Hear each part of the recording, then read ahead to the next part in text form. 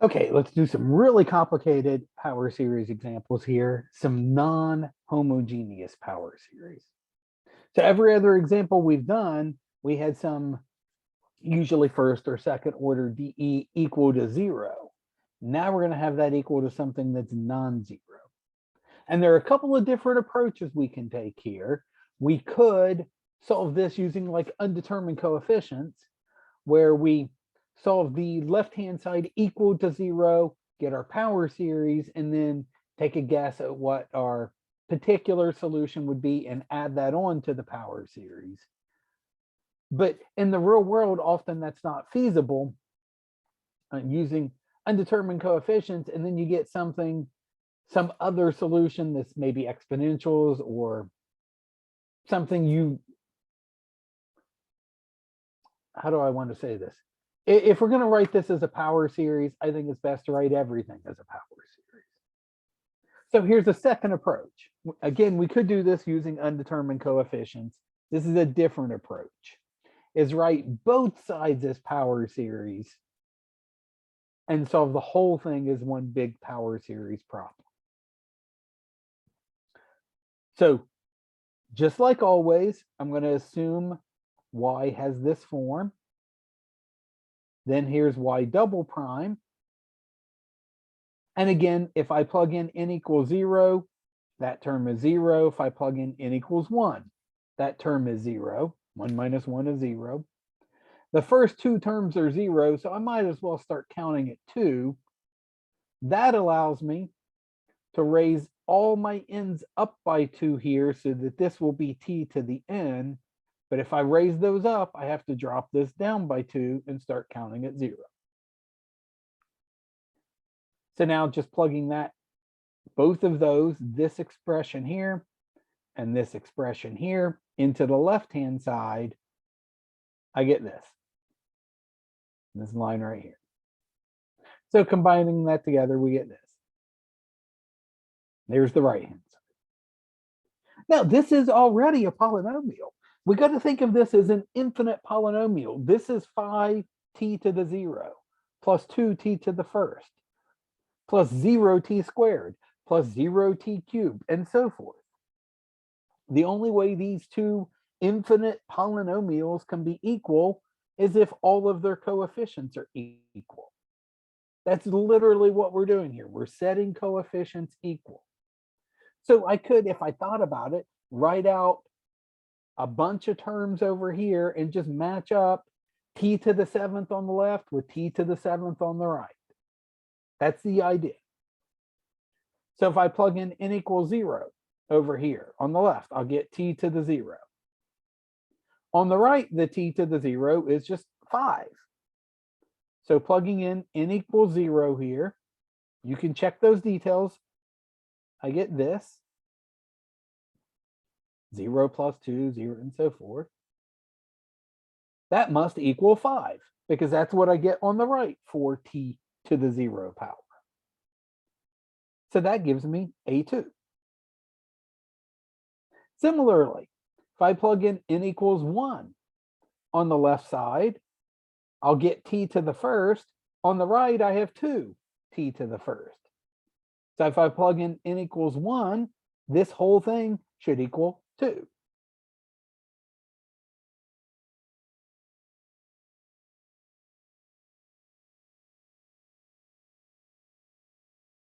So that's what I'm doing here. Here, by the way, so I got my formula for A2, but remember, A0 is always, every single time, y of 0. A1 for second order is always y prime of 0. So I went ahead and took an extra step here and solved for A2 numerically. Okay, so plugging in n equals 1 over here, I get t to the first. That should be 2t to the first.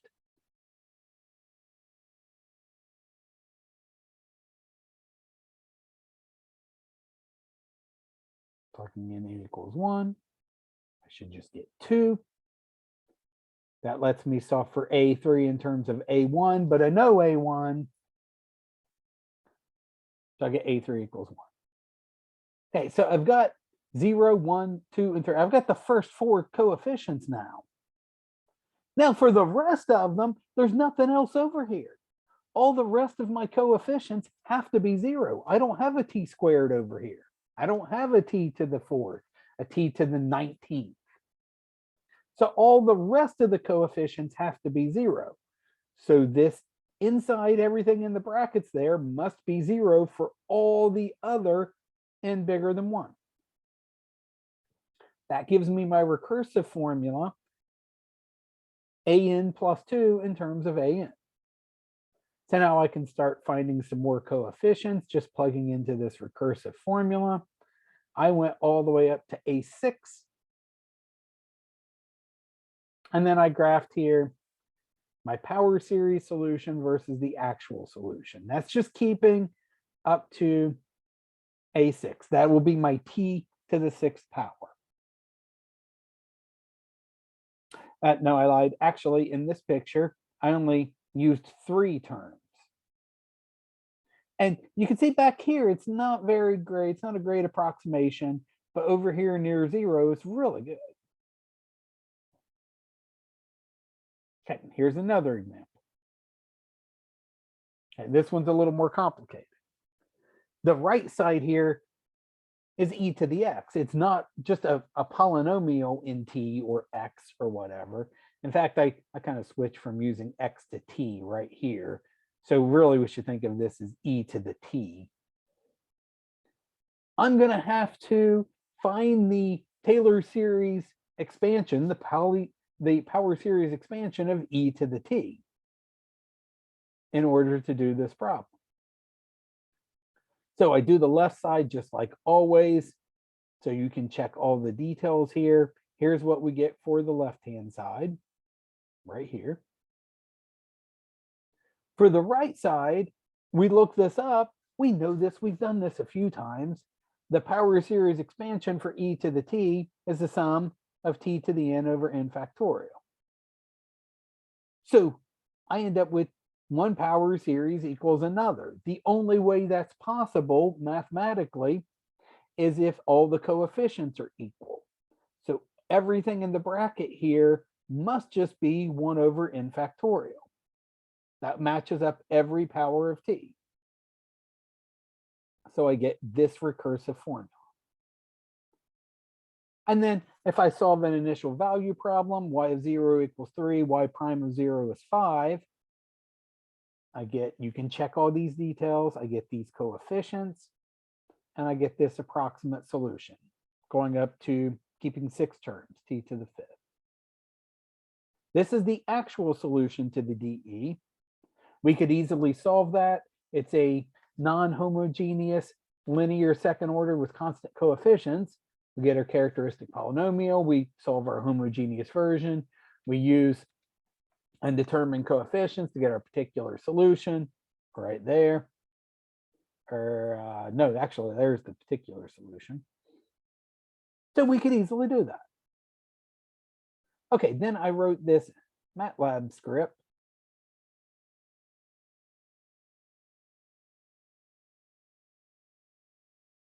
that does this. So here, n is the number of terms I'm keeping. In this document, I only went up to t to the 5th. Here I can go up as high as I want. So here, keeping 200 terms, let's see, the red is the power series solution and the green is the exact solution. So this particular script is for this particular DE. Notice I have the actual solution there. If I want to change these initial values, I would need to go in here and change this accordingly for the actual solution. If I want to keep fewer terms, I can do that without bothering anything. Maybe I only want to keep 5 terms. I hit save and hit run. And you can see with 5 terms, my solution looks pretty good to begin with. But then by the time I get to about t equals 3, I'm pretty far off. If I keep 50 terms, It's much better. I can change how far I want to go here by changing T max. If I want to go to say 30, but see now this thing is growing so big, it's kind of hard to see. I mean, we're getting up to 10 to the 26th power. So going that far away, remember, generally power series are usually only good near your starting point. Our starting point was at the point 0.03. We're not a very good solution over here, only keeping 50 terms. So let's go back to keeping 200 terms and see how good it is. Oh, it's much better. We could even see what the difference is. I could define, say this guy here, error is y2 minus y. And I could plot t versus error. Oh, look at that. My error up here, I'm off by 10 to the 25th power. And you think that my approximation is pretty far off. Well, what if I determine what that percentage error is? Maybe percent, this new vector will be the error divided by the actual solution.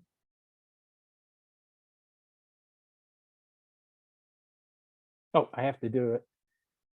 I have to put, I want it to divide it as a vector, point by point, element by element. And then I could plot t versus that percent error. Maybe I called it per. Well, my percent error is not that bad. I'm about 6% off, even by t equals 30. Normally, if I were doing percent error, I would turn it into a percentage. So I'm going to do per equals the old times 100 to turn these into percentages. And then I'm going to plot that again. Okay, so about 6% off, which is not a bad approximation. So this script does a pretty good job with this particular DE.